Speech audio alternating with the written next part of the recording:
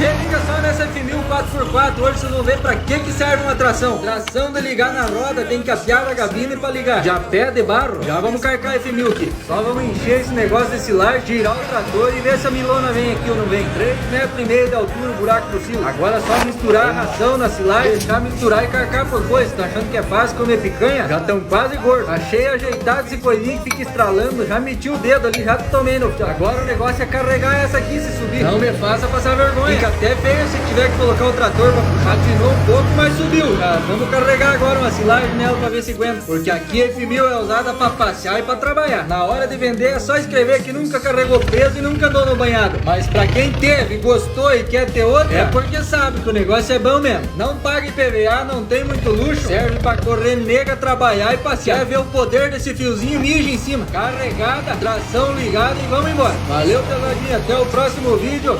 Aquele abraçaço. Tchau, obrigado.